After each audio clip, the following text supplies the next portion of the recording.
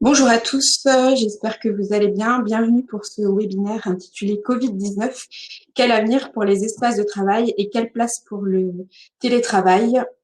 Je suis donc Dora Candido, je suis consultante en prévention des risques professionnels pour le groupe Technologia et je vous propose aujourd'hui de parler des espaces de travail et de la place du télétravail dans les mois et les années à venir en entreprise.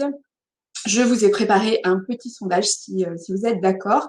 Vous pouvez y accéder en cliquant sur la droite de votre écran, juste en dessous, l'onglet qui vous permet d'accéder au chat, pour accéder à quatre petites questions pour que vous puissiez m'expliquer un petit peu comment est-ce que vous vous êtes installé aujourd'hui au sein de vos espaces de travail.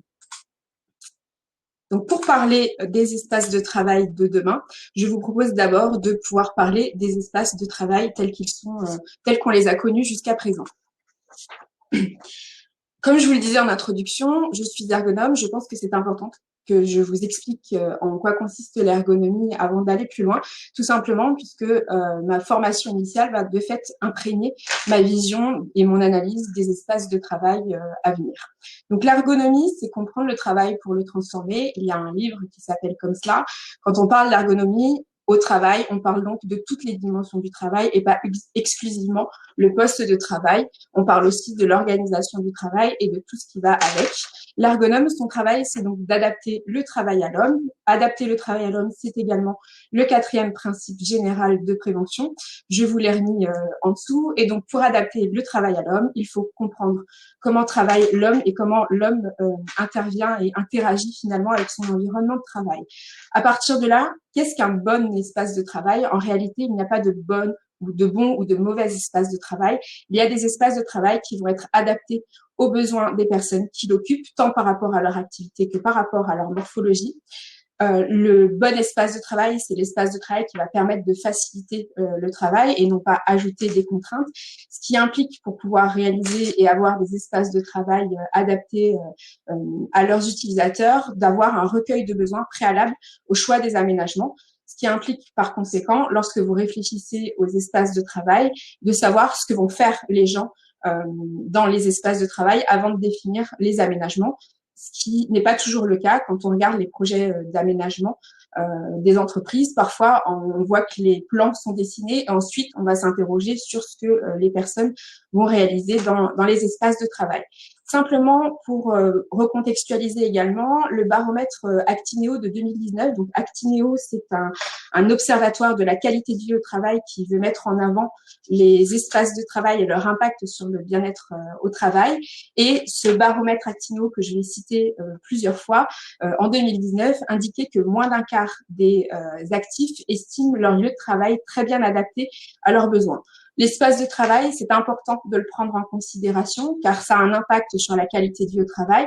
Ça peut aussi, lorsqu'il est mal aménagé ou qu'il ne correspond pas aux activités qui sont réalisées, avoir un impact en termes de coût pour l'entreprise qui va investir des sommes assez importantes pour pouvoir aménager les espaces de travail et créer de la frustration aussi pour les responsables de projet ou les directions qui vont avoir le sentiment d'avoir mis en place beaucoup de moyens pour aménager et des moyens qui ne sont pas utilisés finalement par les utilisateurs, pas parce qu'ils ne sont pas bien, mais parce qu'ils ne répondent pas à leurs besoins ou alors que leur utilisation est trop contraignante. Par exemple, quand des espaces collaboratifs sont trop éloignés du poste de travail, parfois ils ne sont pas investis par les salariés.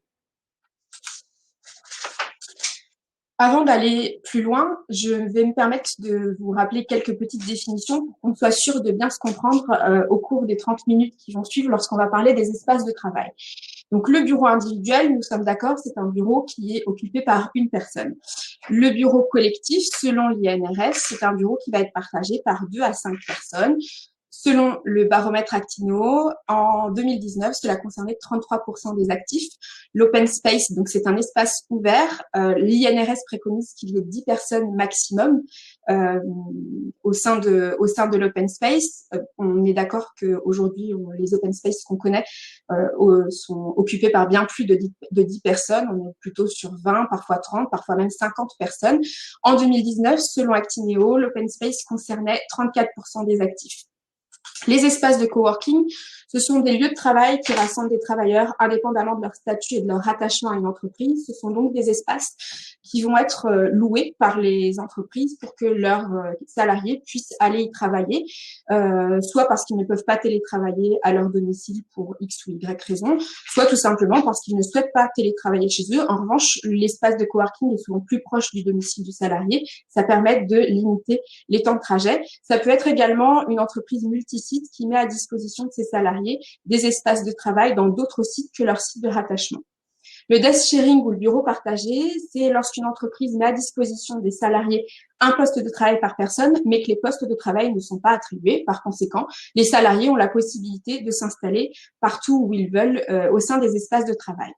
Le flex office ou l'environnement dynamique, alors c'est un concept d'aménagement qui existe. Enfin nous, les premiers projets de flex office qu'on a suivis datent d'il y a plus de 10 ans, mais c'est vrai qu'il y a depuis les dernières années un essor du recours au flex office. Donc le flex office, c'est un concept d'aménagement où il n'y a pas de bureau attitré et il y a un ratio de bureaux, c'est-à-dire qu'il n'y a pas un bureau par personne. Il va y avoir moins de postes de travail que de salariés selon des ratios qui vont être calculés à partir de comptage des taux de présence dans l'entreprise. Ça peut être 8 bureaux pour 10, 7 pour 10. Cela va dépendre des aménagements et des choix pris par l'entreprise.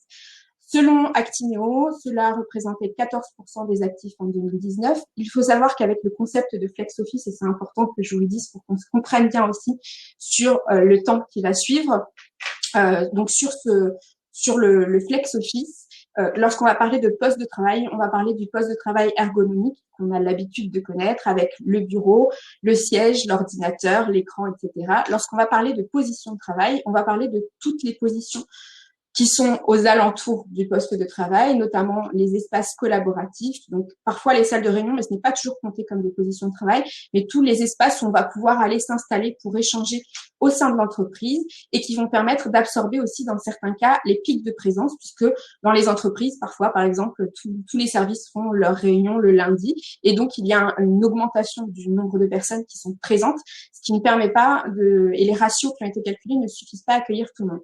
Quand on regarde l'évolution des espaces de travail au fil des années, on s'aperçoit que la densité de salariés au mètre carré a augmenté, avec donc l'open space qui a enlevé les cloisons et donc permis d'installer plus de bureaux au sein d'un même espace, et le flex office qui a pour objectif notamment d'optimiser l'occupation des superficies louées ou des superficies locatives, et qui par conséquent fait que normalement il doit y avoir beaucoup moins de postes inoccupés, voire aucun poste inoccupé.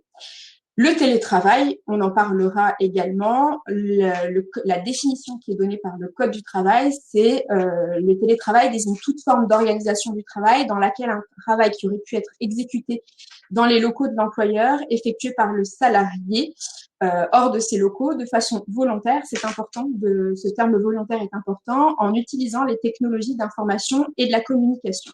Je vous rappelle qu'un petit sondage est en cours et que vous pouvez y accéder à travers le bouton sondage qui est accessible juste en dessous le bouton chat à la droite de votre écran.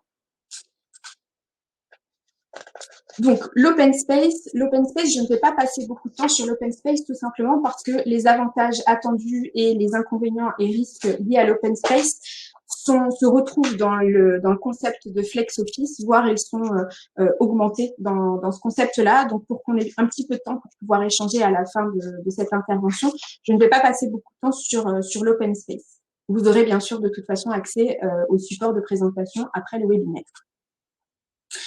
Donc, le flex office, on en a discuté un petit peu en amont lorsque je vous ai présenté quelques définitions. Les principales caractéristiques du flex office, c'est la disparition du poste attribué. Donc, on n'a plus de poste au sein de l'entreprise. Et en revanche, on a l'apparition de villages ou de zones dédiées qui vont être une sorte de point de ralliement pour les services. Souvent, ce sont les endroits également où sont installés les caissons ou les box où les salariés vont pouvoir récupérer leurs affaires puisqu'ils ont quand même à disposition des espaces pour pouvoir stocker leurs affaires dans l'entreprise, l'ordinateur, le sac à main, les stylos, etc.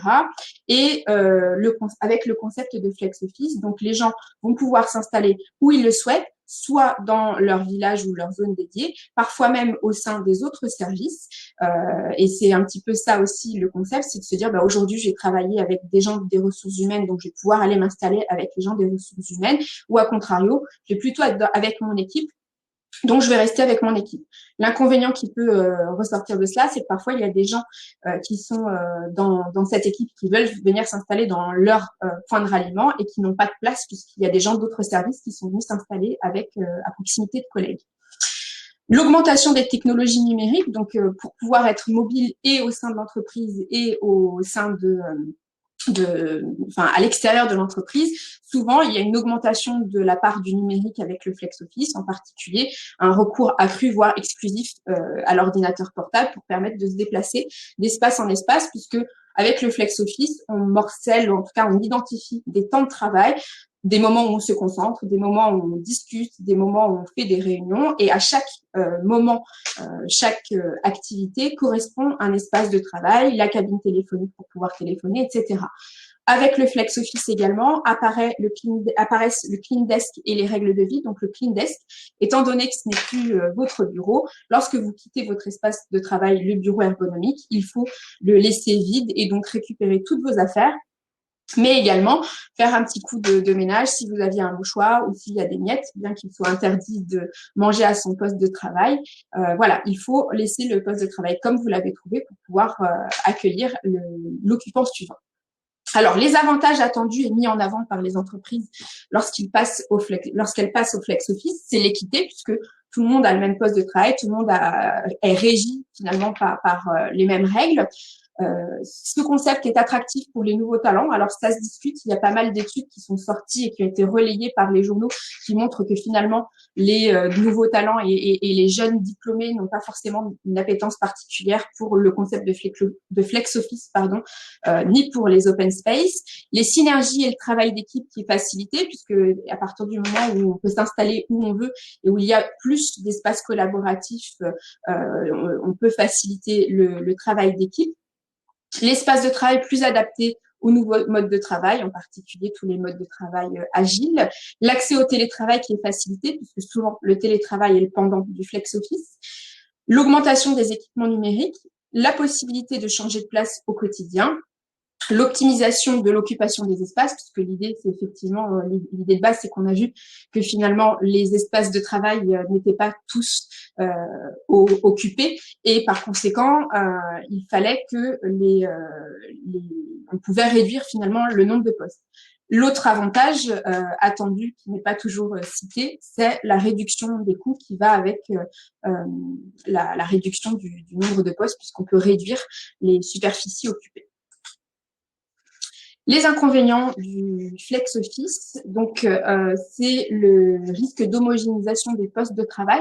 Ce dont on s'aperçoit, c'est que souvent tous les postes de travail en flex office sont identiques la plupart du temps, ce qui est problématique par rapport à ce que je vous ai dit tout à l'heure et la nécessité de prendre en compte les besoins des salariés, puisqu'effectivement un informaticien n'aura pas forcément les mêmes besoins que la personne des RH ou la personne des finances. Donc ça, c'est une problématique. La dépersonnalisation, il y a beaucoup de salariés qui regrettent de ne plus avoir la photo de leur enfant, la plante verte, de ne plus pouvoir laisser leur stylo sur leur bureau. La problématique de la densification des espaces de travail, puisque l'un des objectifs étant de rationaliser l'occupation, on a plus de salariés au mètre carré. Ce qu'il faudrait, c'est finalement presque en réduisant le nombre de postes de travail, augmenter la superficie de travail allouée à chaque poste de travail.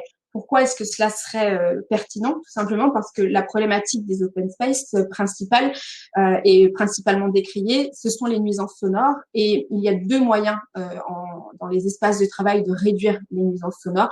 Il y en a un troisième qui consiste à ne plus parler, mais du coup, ça remet en cause les synergies attendues. En revanche, les nuisances sonores, on peut agir dessus soit avec les matériaux qu'on va utiliser dans l'aménagement et en prenant des matériaux qui sont absorbants d'un point de vue acoustique, de la moquette, du lino, des dalles de plafond, etc., soit en éloignant finalement les sources de bruit. Et donc les sources de bruit, souvent dans les open space, ce sont les personnes qui parlent. Alors il n'y a pas que cela, mais c'est une source de bruit. Et donc si vous réduisez le nombre de postes pour qu'il y ait moins de postes inoccupés et que, à contrario, vous n'espacez pas ou vous ne donnez pas plus d'activité, enfin, vous ne donnez pas plus d'espace aux salariés, finalement, vous risquez d'augmenter les nuisances sonores. Il y a un risque d'iniquité, contrairement à ce qui est attendu par rapport au flex office, puisque le flex office, c'est le principe du premier arrivé, premier servi. Et par conséquent, les personnes qui ont des contraintes le matin parce que elles ont un temps de trajet plus important, parce que elles ont des personnes dont elles doivent s'occuper avant d'aller au travail et qui ne peuvent pas arriver tôt finalement, sont souvent les personnes qui subissent la double peine et qui vont finalement avoir les postes de travail dont personne ne veut spécialement ou qui sont les moins confortables parce que à côté d'une imprimante ou bien dans un espace moins bien éclairé, etc. Le risque de déresponsabilisation également, puisque ce n'est plus mon bureau et que après, je ne connais pas la personne forcément qui va l'occuper. Il y a des salariés qui font état en flex office de déresponsabilisation, de gens qui laissent par exemple leur Kleenex traîner sur les bureaux en partant, ce qui est problématique et ce qui est encore plus accru par le fait que de plus en plus les points pour jeter les déchets sont centralisés et qu'il n'y a plus une poubelle par bureau par exemple. Les pertes de temps qui peuvent être associées également au flex office, avec notamment la recherche finalement des espaces et la nécessité de changer d'espace à chaque fois qu'on quitte son poste de travail, sachant que il y a aussi un risque dans certains cas, en particulier les jours de pic de présence, qui est celui de ne pas trouver de poste de travail ou de position de travail. Alors en général, il y a quand même suffisamment de positions de travail pour pouvoir pallier cela, mais c'est problématique, surtout qu'on va le voir après, les aménagements ne sont pas toujours faits pour travailler de manière longue quand il s'agit des positions de travail. Des problématiques de management qui peuvent être inadaptées quand le management n'a pas été suffisamment accompagné. Des méconnaissances des personnes installées à proximité, ce qui peut poser des questions en termes de confidentialité, de relations de travail. Il y a des risques aussi par rapport au délitement du collectif de travail et des risques de tension en particulier. Alors, il y a deux stratégies qui peuvent être observées dans les espaces de flex office. Il y a des personnes qui nous disent, eh bien, quand quelqu'un fait du bruit à proximité, comme je ne sais pas forcément qui est installé à proximité et que peut-être c'est un manager et que je ne veux pas que ça me porte préjudice, en fait, je ne dis rien et je subis. Et à contrario, il y a des gens qui disent finalement, je ne connais pas les personnes, je suis moins tolérant au bruit et donc je leur dis et ça peut effectivement créer des tensions. Donc, il y a vraiment des stratégies qui vont être différentes par rapport à la gestion des aléas et des contraintes avec le flex office. Alors, quand on recherche, quand on tape Flex Office sur Internet, voici les images qu'on trouve et qui sont associées. Alors, je vous ai remis simplement les liens pour au regard des droits d'image qui sont associés à ces images-là.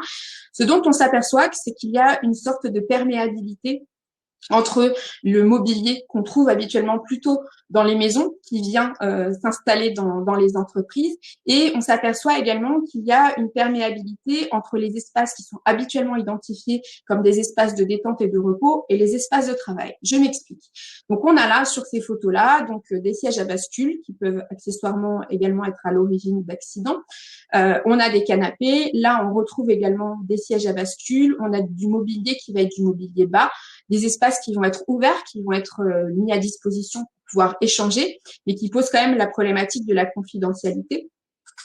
Et également, donc là, on a d'autres images en lien avec le flex office. On retrouve même un petit pouf, une table basse, le canapé, ici une cabine téléphonique pour pouvoir téléphoner.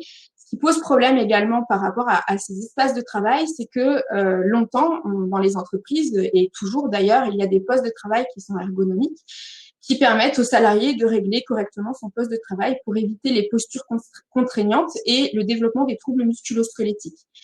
Ces espaces de travail, avec notamment du mobilier bas, lorsqu'il s'agit de prendre un café ou de discuter un petit peu, ça ne pose pas de problème. Là où ça devient problématique, c'est lorsque les salariés, faute d'autres espaces, s'installent de manière prolongée sur ces espaces de travail, parfois avec l'ordinateur sur les genoux ou sur la table. Et là, on retrouve des postures de travail qui vont être contraignantes, qui vont solliciter le corps et qui vont amener un risque plus important de développement des troubles musculo-squelettiques qui va être également accru si, lors du télétravail, les postures ne sont pas ne sont pas adéquates.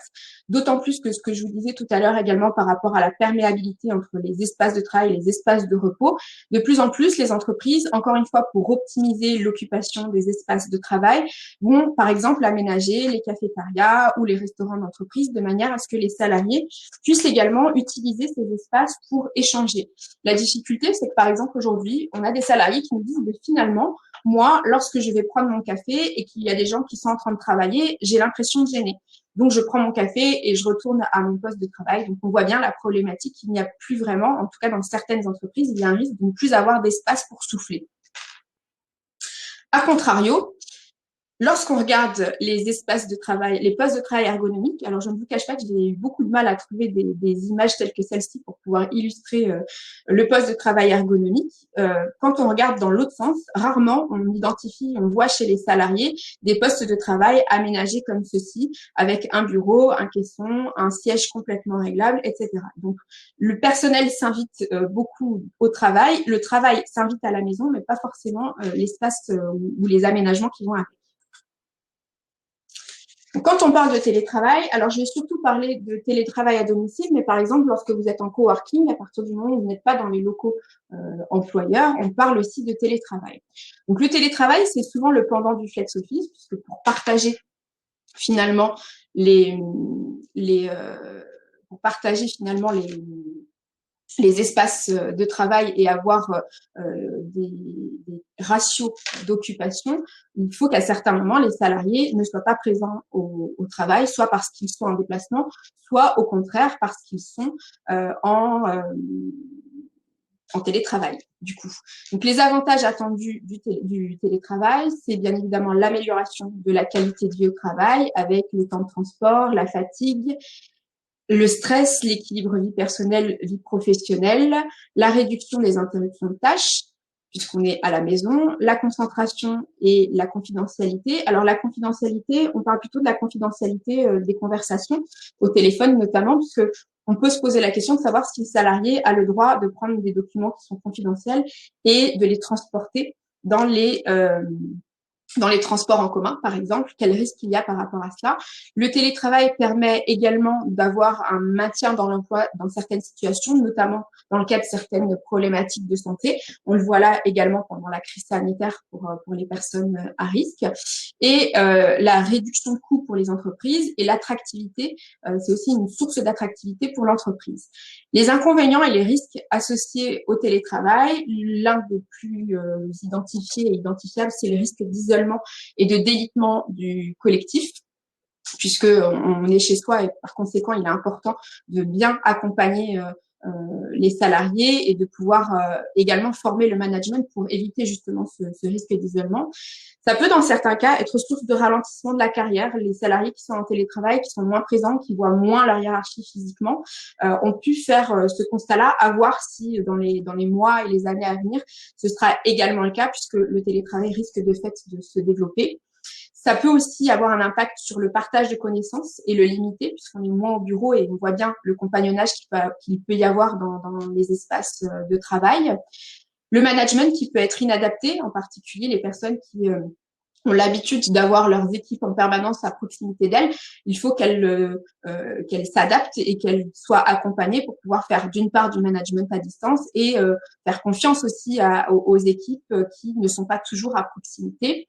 Des espaces de travail qui peuvent être inadaptés à domicile si on n'aménage pas correctement son poste de travail à la maison, et des risques liés au travail sur écran qui vont être accrus, en particulier notamment tout ce qu'on voit sur les troubles musculo-squelettiques, mais également en lien avec la déconnexion, puisqu'on le voit bien, on l'a vu également pendant le confinement, les salariés ont parfois plus de mal à s'interrompre, à prendre des pauses dans le travail lorsqu'ils sont en télétravail, et il y a un vrai risque notamment lié à l'épuisement professionnel.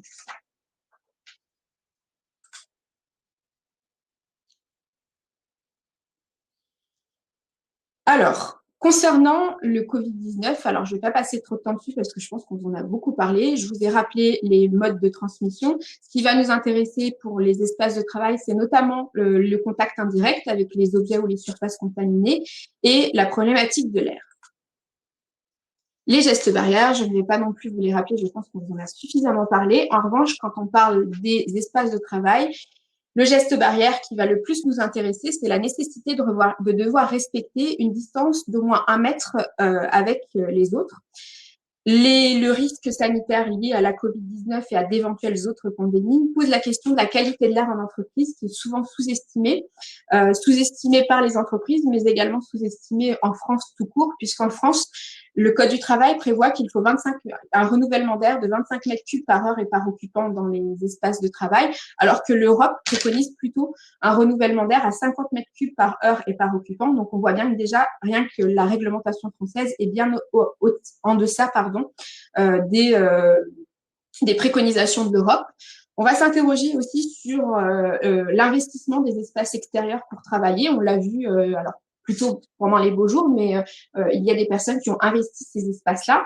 On va s'interroger aussi sur le mobilier et l'éventuelle disparition des benches. Donc les benches, ce sont les bureaux face-face ou en biais à 4 ou à 6, voire parfois à 8, au profit peut-être de mobilier plus individuel. Et on va se poser la question aussi des espaces de réunion virtuels versus les espaces de réunion en présentiel. Donc, les options qui vont s'offrir aux employeurs et aux entreprises pour les espaces de travail et le télétravail. Je pense que la première question à se poser, alors même si ce n'est pas tout à fait français, c'est de savoir que vont venir faire les salariés au bureau. En fonction de la réponse qu'on va avoir à cette question, on va faire certains choix pour l'aménagement des espaces de travail qui vont être retenus. Est-ce que les gens vont plutôt venir pour faire du travail individuel, plutôt pour se rencontrer, plutôt pour faire des réunions? C'est une vraie question. À partir de là, on va se poser la question des besoins qui vont être rattachés à ces activités. On va se poser la question des salles de réunion. Est-ce qu'on va faire des salles de réunion plus vastes pour pouvoir maintenir les distanciations sociales? Des salles de réunion avec des tables qui vont être aménagées avec des séparatifs, comme on peut le voir maintenant dans certains restaurants.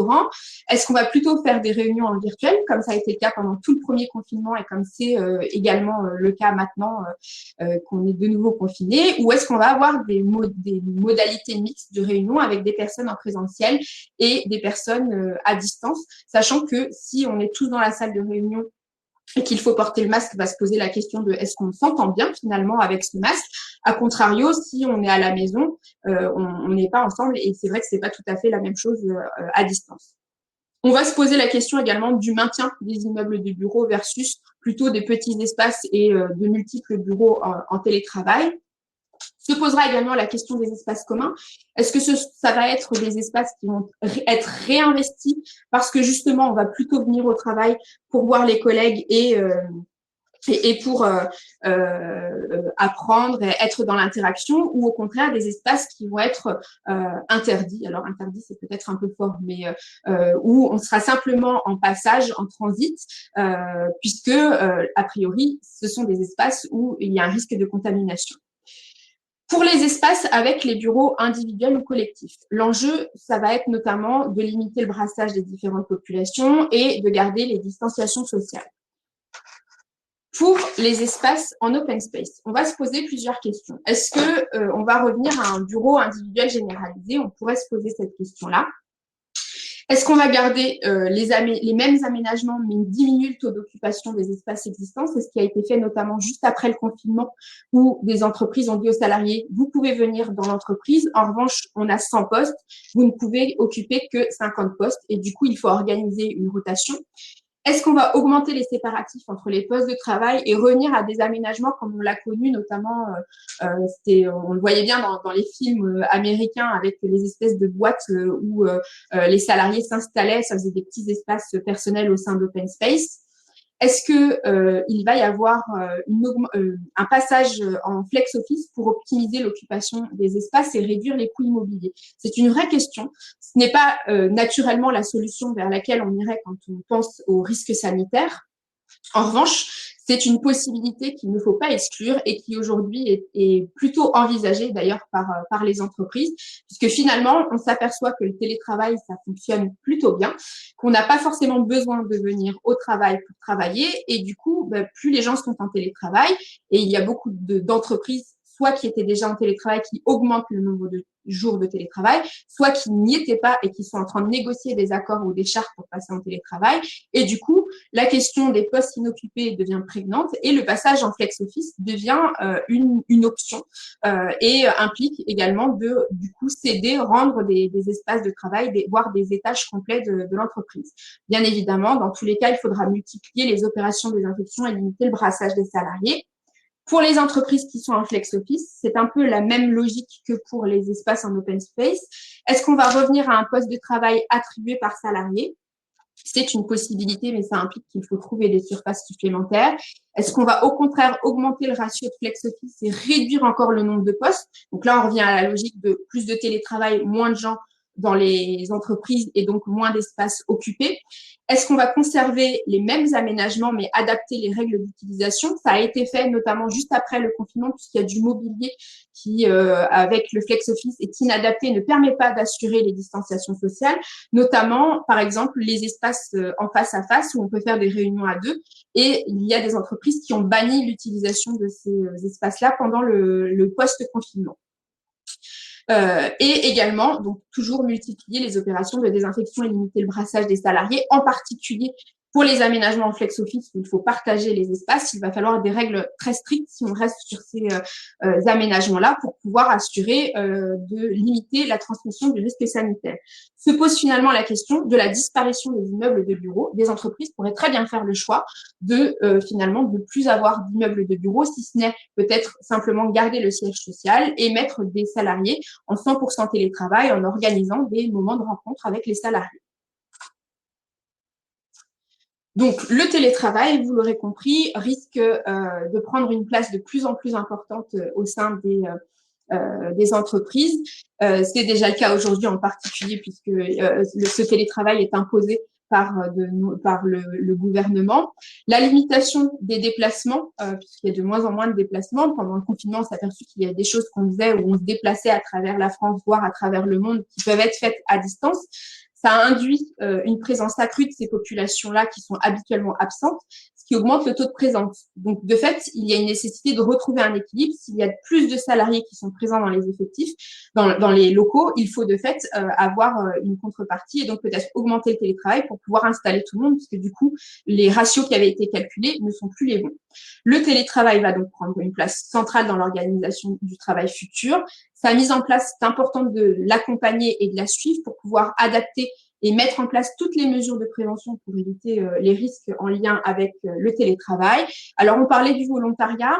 Le volontariat, il s'interroge aujourd'hui, notamment quand on parle des espaces de travail, parce qu'aujourd'hui, il y a des salariés qui disent « Moi, je n'ai pas spécialement envie de faire du télétravail. En revanche, au regard des conditions de travail qu'on me propose dans mon entreprise, la nécessité de devoir changer de bureau systématiquement, de devoir changer d'espace de travail, etc. Eh bien, au regard de toutes ces contraintes, j'ai fait le choix de faire du télétravail parce que finalement, c'est plus simple. Mais si j'avais eu un autre environnement de travail, je n'aurais peut-être pas fait ce choix-là.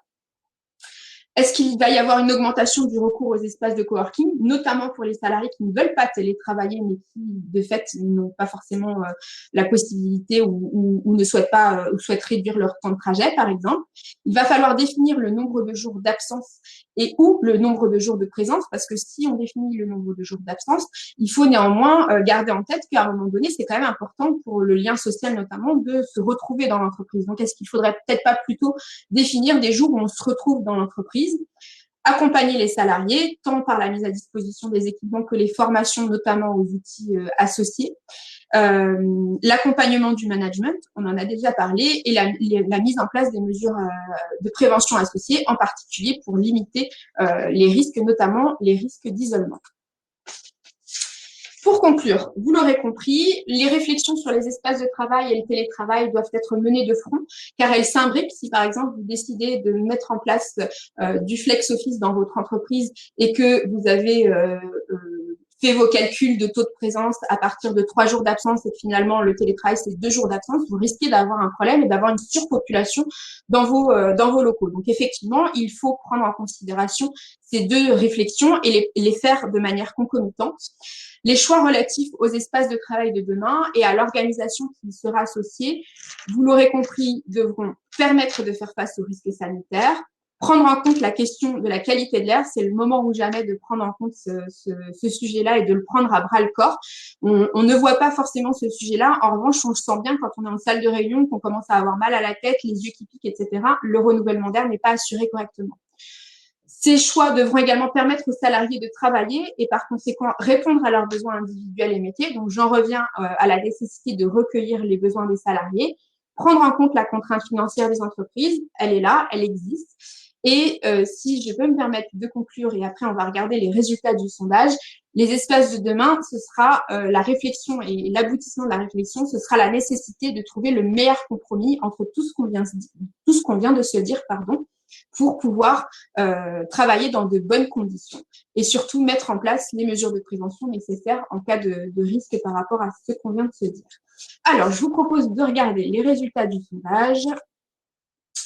Donc, le nombre de jours en télétravail après la crise sanitaire, vous êtes une majorité à être à plus de 3 jours. Vous êtes 33% notamment à être plus de 3 jours par semaine, alors que auparavant, avant la crise sanitaire, il y en avait 51% d'entre vous qui ne faisaient pas du tout de télétravail et vous étiez majoritairement, pour ceux qui faisaient du télétravail, vous étiez à 1 jour par semaine. Donc, on voit bien que le télétravail a pris une place prégnante. En ce qui concerne le flex office, vous êtes dans de nombreuses entreprises en train d'envisager le passage en flex office et 11% qui le pratiquent déjà.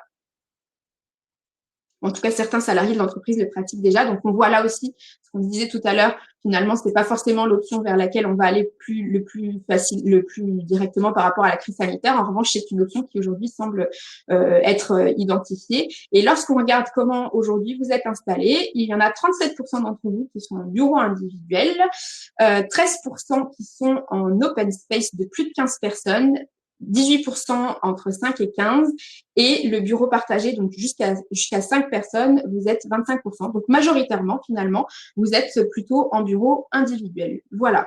Alors, j'en ai fini pour ma présentation. Vous aurez toutes mes coordonnées à la fin de la présentation. Si vous avez des questions, n'hésitez pas. Et je vous propose de profiter justement des 10 minutes qui nous restent pour pouvoir répondre à vos questions. Alors, hop.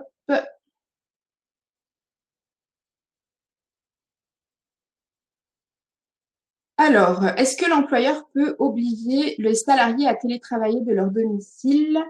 Eh bien, c'est une question. L'employeur, en fait, normalement, il y a une notion de volontariat. Après, souvent, c'est vrai que les accords de télétravail sont négociés à un niveau collectif. Les problématiques individuelles peuvent être gérées à l'individuel. Si le salarié refuse le télétravail, normalement, ce n'est pas une raison de rupture du contrat de travail. En revanche, il y a la théorie et la réalité. Peut-être que finalement, il y aura peut-être d'autres options qui seront identifiées, en particulier l'option du coworking. Bonjour, n'y a-t-il pas de difficulté à partager un poste de travail avec les préconisations Covid? Eh bien, c'est ce que je vous disais tout à l'heure. C'est pas forcément ce à quoi on va penser immédiatement. En revanche, ce qui va être important en fonction des choix qui vont être faits par les entreprises, c'est de mettre en place toutes les mesures de prévention nécessaires pour supprimer les risques ou réduire le risque. Et par conséquent, là, effectivement, les opérations de désinfection, le matériel pour pouvoir désinfecter le poste de travail. Et après, il va être fait appel à la citoyenneté de chacun pour que chaque salarié prenne bien le soin de désinfecter son poste de travail à chaque fois qu'il le quitte et désinfecte également les salles de réunion. Donc, on va rajouter du temps au temps dans la perte de temps. Alors,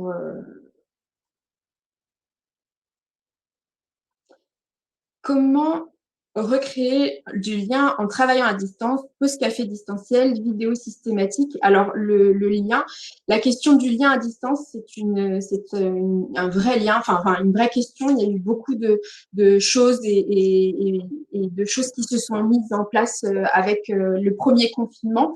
Le management à distance qui s'est adapté très rapidement aussi avec beaucoup de réunions. Alors on a tous vu et découvert des nouveaux outils de communication, Teams, Zoom, enfin voilà, il y a Skype, il y a beaucoup d'outils qui se sont mis en place. Il y a des gens qui ont eu bénéficié, et c'est important que les gens bénéficient de formation à ces outils pour qu'ils soient à l'aise lorsqu'il y a des réunions.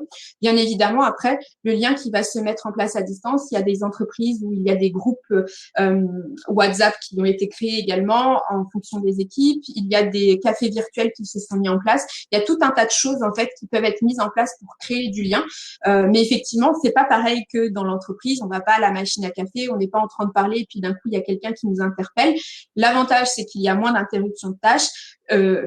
L'inconvénient, c'est que du coup, effectivement, les temps finalement d'échange sont plus des temps prévus. Après, il y a aussi la possibilité d'avoir la messagerie instantanée. Il faut faire attention, par contre, aux dérives que ça peut induire, parce qu'il y a des gens du coup qui sont interrompus en permanence par les messageries instantanées, et c'était déjà le cas en fait dans les entreprises où on a vu en particulier avec l'open space exploser le nombre de mails parce que des gens se disaient bah, finalement je ne veux pas faire de bruit donc je vais plutôt lui envoyer un mail plutôt que de lui parler, ce qui est assez paradoxal puisque l'idée de l'open space c'était de créer des synergies.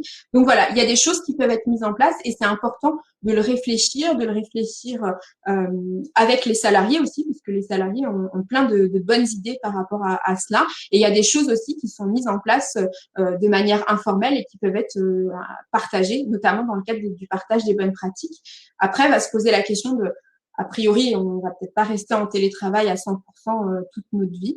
En tout cas, moi, personnellement, je l'espère ne pas rester en télétravail 100%. Et du coup, va se poser la question de savoir si on va effectivement pouvoir revenir dans l'entreprise et recréer du lien aussi, peut-être certainement d'ailleurs qu'on reviendra dans l'entreprise, surtout pour les moments de convivialité et pour le lien social. C'est aussi dans les locaux de travail que se transmettent toute la culture de l'entreprise, les valeurs de l'entreprise, etc. Donc il y aura un mix en fait à créer, des bons équilibres à trouver, encore une fois les bons compromis à trouver entre le distanciel et le présentiel.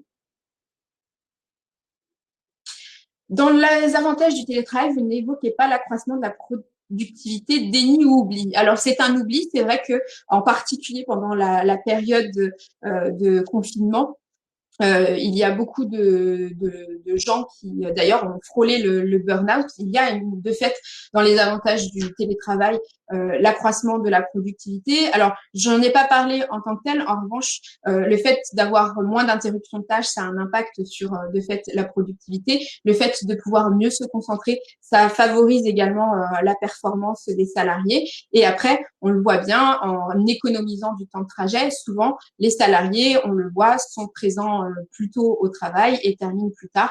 Donc voilà. Donc il y a effectivement un accroissement de la productivité avec le télétravail. Il y a néanmoins un risque qu'il faut aussi identifier et suivre, qui est le risque du surengagement et de l'épuisement professionnel. Le télétravail donne un sentiment aux salariés d'obligation d'immédiateté quant à la réponse des mails. Alors, le télétravail, on ne le vit pas tous de la même façon. Et effectivement, il y a des personnes qui vont avoir le sentiment de devoir être très réactives, très présentes, qui vont culpabiliser si elles ne répondent pas tout de suite au téléphone lorsqu'il sonne, et d'autres qui vont avoir un comportement plus tempéré par rapport à ces sujets-là. C'est un sujet qu'il faut aborder et sur lequel il faut discuter. Là encore, il faut que l'entreprise fixe des règles claires et soit en capacité de rassurer, et ça c'est aussi le travail du management, de rassurer les salariés par rapport à cela pour pouvoir justement trouver les bons équilibres et ne pas ajouter du stress finalement en période de télétravail, puisque ce qui se passe, en fait, ce qu'il y a derrière le fait de se sentir obligé de répondre aux mails, c'est sûrement et certainement la crainte de est-ce que mon manager ou mon entreprise ne va pas croire que parce que je suis en télétravail et que je n'ai pas répondu à mon mail tout de suite, finalement, je suis en train de rien faire. Et parce que il y a beaucoup d'employeurs ou de salariés qui ont le sentiment que le management ne fait pas confiance et que finalement, on pense que quand on est en télétravail, on ne travaille pas. Or, je viens de dire, il y a quand même l'un des avantages du télétravail, c'est l'augmentation de la productivité. Donc, c'est vraiment des choses qu'il faut, je pense, discuter avec le management, avec l'employeur, pour pouvoir trouver les bons compromis et mettre en place les bonnes règles de fonctionnement, se mettre d'accord sur comment on fonctionne et pouvoir également mettre en place les mesures de prévention.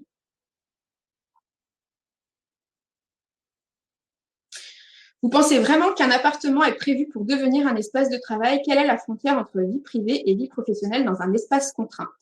Alors, je pense que d'une part, ça va dépendre de l'appartement. Je pense que ça va dépendre des souhaits, des avantages et des inconvénients que chacun va trouver dans le télétravail. Dans tous les cas, de fait, il y a des espaces qui ne sont pas du tout adaptés pour être des espaces de travail. Je pense notamment dans les villes où les logements sont très chers et où les superficies sont réduites à leur minimum. Tout le monde n'a pas la possibilité de s'installer un coin bureau avec un bureau, un espace isolé pour ne pas être dans la cuisine ou dans le salon quand il travaille, etc. Donc, de fait, c'est ce que je vous disais tout à l'heure, il y a des gens qui vont s'en accommoder, d'autres qui ne vont pas s'en accommoder, qui vont demander soit à accéder à des espaces de coworking, soit à pouvoir à bénéficier d'autres options parce que justement leur logement ne le permet pas. Dans tous les cas, là encore, c'est une question de compromis et de choix à réaliser. Voilà, alors je suis désolée, le temps est passé très vite, nous sommes arrivés à la fin de notre webinaire. N'hésitez pas à m'envoyer vos questions par mail, je me ferai un plaisir de pouvoir y répondre dès que possible. Je vous remercie beaucoup pour votre attention. Je vous invite à participer, si vous le souhaitez, à notre prochain webinaire qui aura lieu le 26 novembre et qui parlera des représentants du personnel 2.0 avec l'augmentation de l'ère du numérique dans le rôle des représentants du personnel. Je vous souhaite à tous une très bonne journée. Prenez bien soin de vous. Au revoir.